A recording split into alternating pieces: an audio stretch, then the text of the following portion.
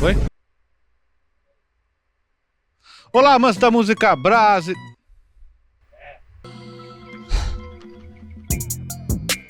Foi? Foi?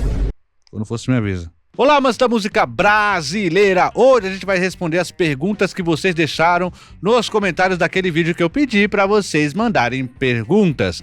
Mas esse é o vídeo de amanhã. Olá, amantes da música brasileira. Fui interrompido e eu tenho que fazer uma denúncia. Resposta das suas perguntas depois daquela vinheta maravilhosa vai chegar pra vocês agora.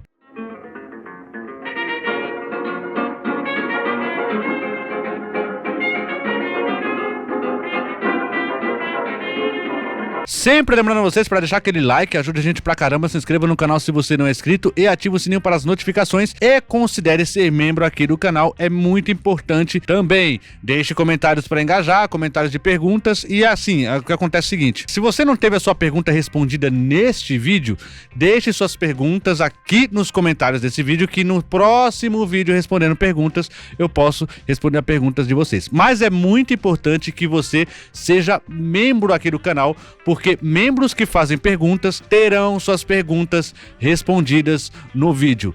Tá bom? Então a gente vai começar aqui com a pergunta. A pergunta é da Roseli Camargo e ela é, sim, aqui membro do canal. Então ela diz aqui, ó. Na sua opinião, quem é um grande compositor, compositora, cantor, cantora da atualidade, da nova geração? Essa pergunta é uma pergunta que não foi feita apenas uma vez, foi feita pela Ruth Lopes também. Quem você considera grande cantor ou cantora da atualidade? Bom, eu vou falar dois nomes aqui, né? Porque foi falado assim, cantor, cantora da atualidade, compositor, compositora. Então eu vou falar cantor, compositor e uma cantora, compositora, tá bom? A cantora, compositora é Paula Cavalciu, que tá lançando um novo trabalho. É uma pessoa que eu indico vocês ouvirem. Elas têm apenas um trabalho, tá lançando agora o segundo, que é o Pangeia. Então é bom que vocês acompanhem a pessoa num florescer aí da sua vida artística. E o compositor, eu vou indicar o Kai Rolfsen também. Busquem Kai Rolfsen que vocês vão se impressionar com o trabalho deste compositor. E eu adoro esse tipo de pergunta porque é o tipo de pergunta que faz com que a gente mostre novos artistas, né? Que faz com que a gente pare com aquela bobagem sem tamanho que é achar que só antigamente existia música. Vamos lá, lembrando que eu tô escolhendo algumas perguntas aqui, mas eu não pensei no que responder e tal. Vamos lá, eu escolhi aqui agora a pergunta do Brassen. Bossa Nova era música de Playboy e a Jovem Guarda era musiquinha das pessoas de bem? PS, adoro as duas. Quer dizer, a Jovem Guarda tinha umas tubaína que é foda de engolir. Vamos lá, pergunta boa, na verdade, né? A Bossa Nova era música de Playboy? Sim. A primeira resposta ela é muito simples. É lógico, era a música lá do Leblon, Ipanema, música das elites. Você vê que as temáticas da Bossa Nova não são temáticas do mundo do crime, da dificuldade do povo brasileiro. Não, era música falando sobre, olha que coisa mais linda, mas cheia de graça. O barquinho vem e vai, bem bom, né, sabe? Não tinha temas assim, digamos, sociais sérios, né? E era feito por uma elite ali carioca, né? E depois passou por o Brasil inteiro. E é claro que, se você vê na progressão da música popular brasileira, é um estilo que não sofreu, né, tanto preconceito no início, né? Sofreu um ou outro ali, o João Gilberto, né? Ah, desafinada, essa música é ruim, né? Um ou outro, né? Mas assim, Tom Jobim jamais passou por isso, né? Alguns artistas da Bossa Nova jamais passaram por essas situações. Então sim, era música de Playboy. Agora, a Jovem Guarda ser uma musiquinha de pessoas de bem já é um pouco mais difícil a gente fazer uma leitura nesse sentido. Esse tal de pessoas de bem significa família tradicional. Pelo menos é o que eu imagino, que é aquelas chamadas pessoas de bem, família tradicional. Então, eu acho que não, porque a música da Jovem Guarda no período, na verdade, a música das pessoas de bem, da família tradicional, achava aquilo o fim do mundo, né? Nossa, tá corrompendo os jovens, corrompendo a juventude. Então, eu não acredito que era das pessoas de bem, não. Era, assim, de música de jovem, como toda música de jovem em qualquer época vai incomodar. Então, assim, a Jovem Guarda, pra mim, não era música de bem, mas a Bossa Nova, sim, era música de Playboy. Sou rica! Vinícius Maia, roteirista, né? O Vinícius Maia parece ser um roteirista. Ele falou assim, ó: como funcionava a censura musical do regime militar? Qual critério os idiotas usavam?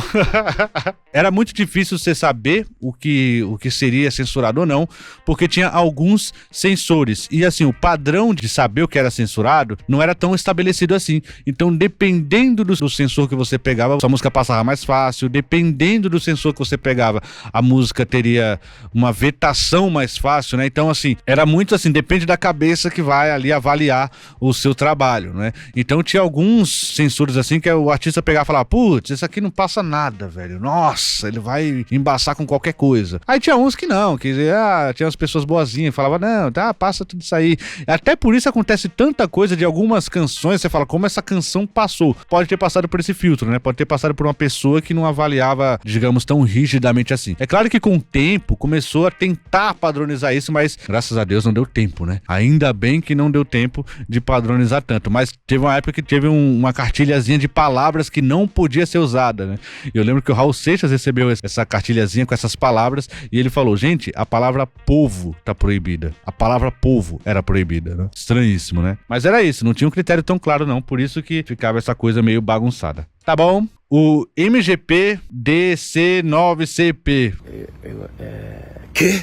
Falou aqui. Por que o Brasil é um país com tanta diversidade musical? E como toda essa diversidade se originou? E quais foram as influências culturais que deram forma aos nossos ritmos musicais? Valeu por esse canal show, né? Vou começar aqui agradecendo valeu pelo canal show, continue acompanhando aí, deixa comentário aí também, se inscreva, deixa o like e tal. Sua pergunta dá um vídeo, evidentemente, dá um vídeo assim enorme, é muito difícil dizer, mas dá pra eu traçar um porquê tem tanta diversidade aqui no nosso país. Tem alguns motivos, né? O primeiro motivo é que o Brasil é um país continental, né? O Brasil é muito grande. Se você for pegar o norte e o sul da Inglaterra, você vai ter um espaço curto ali de território. No Brasil, agora se você pegar o norte do Brasil com o sul do Brasil, é muito grande. Então, aqui é um país de proporções continentais, né? Então você tem ali muitas culturas estabelecidas em regiões distantes, assim, mas regiões que pertencem ao mesmo país. Se você for pensar em Rondônia, você vai ter um tipo de abordagem. Pensar em Goiás, vai ter um tipo de abordagem. Pensar na Bahia, vai ter um tipo de abordagem. No Pará, que veio o Nilson Chaves aqui, a Thaís Sodré, né? Belém do Pará vai ter outra abordagem. Aqui em São Paulo vai ter outra, no Rio de Janeiro vai ter outra, no Rio Grande do Sul parece outro país, tem outra, assim, sabe? Então, o tamanho do nosso país faz com que a gente tenha uma diversidade muito grande cultural, por consequência, uma diversidade musical muito grande, né? Em paralelo a isso, a gente foi um país que foi explorado pelos europeus, né? Então, muita riqueza foi tirada daqui pelos europeus e uma separação agrária bastante deficitária, não é? Ou seja, terras ficaram na mão de poucas pessoas, riquezas ficaram na mão de poucas pessoas, o que gerou um país pobre, de muita gente abaixo da linha da pobreza, de muita gente que não tem estrutura para ter um estudo, de não ter estrutura para ter alguma coisa mais formal, digamos assim, e isso faz com que essas pessoas elas querem se expressar também, né? Querem se expressar através da música, né? E não tem o registro formal, né? Não tem a escola formal. Isso faz com que cada lugar crie o seu jeito, né? Quando você vê o funk carioca, as periferias fazendo música, é um jeito que a periferia fez a música, né? Não é uma questão que foi uma escola que padronizou e tal.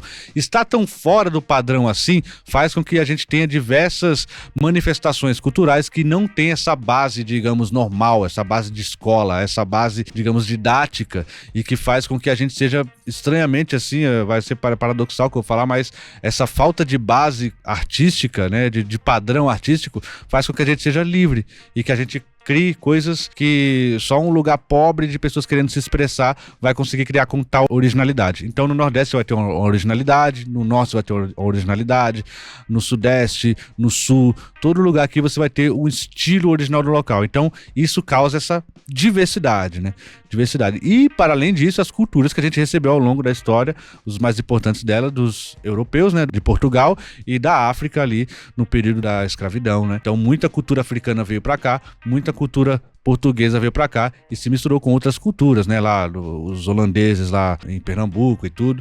Então tem esse monte de miscelânea aí nesse território amplo que faz com que a gente tenha uma diversidade musical muito grande, tá bom? O João Fonseca tem uma pergunta legal. Juscelino, qual é o disco que você mais gosta de escutar? Uma pergunta difícil, tá? E tem algum instrumento que você sabe tocar? Então são duas perguntas aqui. A primeira talvez seja mais difícil, talvez não, a primeira é a mais difícil, porque a segunda não tem muita resposta errada. Mas a primeira, cara, algum disco que você gosta de escutar? Eu gosto... Pane no sistema. Eu gosto de escutar todos os discos, né? Talvez você tá falando qual é o seu disco favorito, que também cairia numa pergunta muito difícil. Então eu vou dar uma moral aqui pro Augusto Teixeira, tá? Vou falar o disco do Augusto Teixeira, Estação Felicidade, né? Um abraço aí pro Augusto Teixeira, um abraço pro Léo Costa. Então é um disco aí que eu recomendo vocês ouvirem, né? Se vocês não tiverem o físico, provavelmente não terão. Então ouçam no Spotify, né? Vou deixar aqui a indicação também aqui no Spotify. Ah, instrumento, eu toco violão, teclado um pouquinho, contrabaixo um pouquinho também, mas nada muito virtuoso, né? Não sou virtuoso em nenhum desses, mas consigo tocar um pouquinho cada um deles, assim,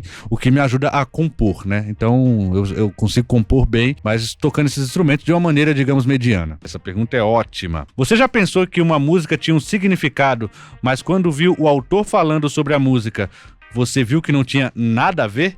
Isso me ocorreu algumas vezes. Falou aqui o Blackbird 972. Então, Blackbird 972, essa pergunta é ótima porque eu tenho um caso clássico aqui. Eu já devo ter contado em algum lugar, mas já aconteceu sim.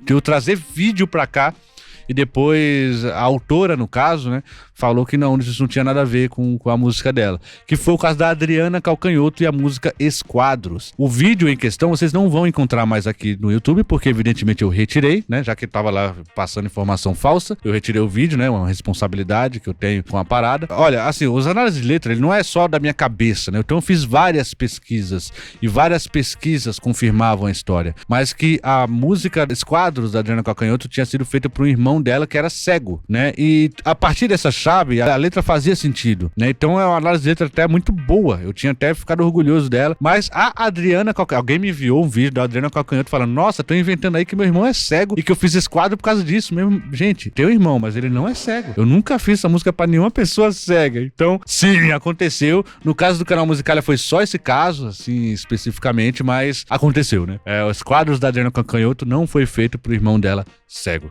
tá bom? Kleber Melo SP 8610, é cada vez mais difícil ler esses nomes.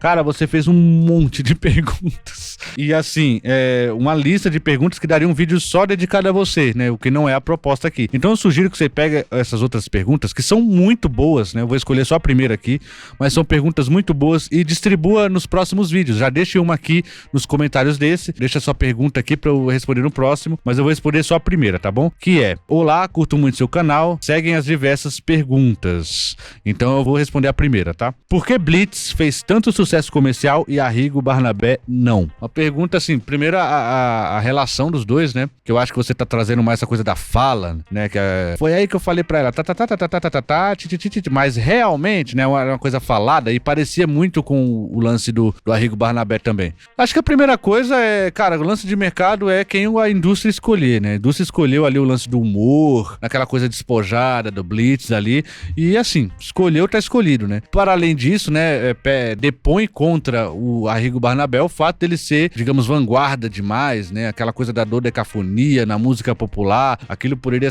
soar muito estranho para a indústria, e a indústria é muito medrosa, tem medo de não vender, né? Tem medo de que a coisa não venda e faz com que o artista que tem essa inventividade toda, que é o caso do Arrigo Barnabé, não alce voos maiores. Eu imagino que um dos fatores seja esse mesmo, né? A indústria com medo e vendo na Blitz um produto mais vendável do que o Arrigo Barnabé ali. Tá bom? E as outras perguntas, cara, põe aqui nos comentários. Vocês também, coloquem perguntas aqui no comentário. Deixe suas perguntas que no próximo vídeo respondendo perguntas eu trago pra vocês. Distribua suas perguntas que são muito boas. Eu li elas e falo, putz, as perguntas são ótimas, mas eu não posso dedicar um vídeo inteiro só a você. Então peço que distribua essas perguntas nos próximos vídeos, tá bom? Terei prazer em responder. E eu finalizo aqui com Giz ou Teatro dos Vampiros? E por quê? Quem tá falando aqui é o Auri Mike. E Giz, né, pra quem não sabe, e o Teatro dos Vampiros são duas canções da Legião Urbana. E é muito engraçado que são canções, assim, muito boas e elas são, na minha visão, equiparáveis, né? Giz é do disco Descobrindo o Brasil e Teatro dos Vampiros é do disco anterior, o 5. O primeiro disco que eu comprei da Legião Urbana foi o 5. E foi por causa muito do Teatro dos Vampiros, né? Então era aquela época que você comprava o disco por causa de uma música, sabe? Teatro dos Vampiros era aquela graça que tinha com a televisão, né? Teatro, vampiro ver TV, né?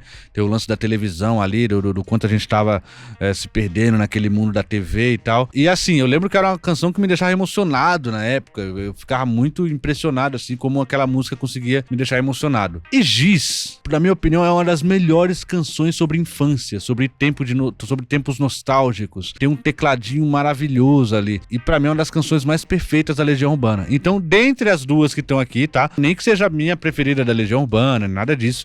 Mas dentre as duas aqui, eu vou ficar com Giz. Mas olha, a pergunta foi muito boa e foi por muito pouco na minha cabeça. E aí eu vou deixar essa pergunta também pra vocês. Aproveito pra deixar essa pergunta pra você colocar nos comentários. Vocês preferem Giz ou Teatro dos Vampiros?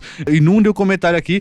E, gente, não se esqueça, coloque mais perguntas aqui que eu vou responder. Vou fazer mais vídeos respondendo perguntas, que são vídeos muito legais, que eu posso trazer uma comunicação a mais com vocês. Eu não consigo ficar respondendo todos os comentários. Tem gente que reclama que você não responde comentários e tal. Eu não consigo ficar respondendo todos os comentários, porque é uma loucura pra fazer isso. Eu teria que parar a minha vida pra fazer isso, porque é comentário a todo momento, assim, toda hora vem comentário novo, então não dá pra eu parar pra responder todos. Mas esse aqui é um veículo que dá pra gente trazer respostas pra vocês, tá bom? Então deixem perguntas nesse vídeo, deixem perguntas aqui nos comentários, que no próximo a gente vai responder. E se você gostou do vídeo, não esqueça de deixar aquele like, ajuda a gente pra caramba, se inscreva no canal se você não é inscrito e ative o sininho para as notificações. Considere ser membro daqui, que também é muito importante. Tá bom? Obrigado a todos vocês e até a próxima. Ainda bem que eu não vou fazer outro, que eu tô cansado demais. Tá louco. Ah, tô cansado, velho.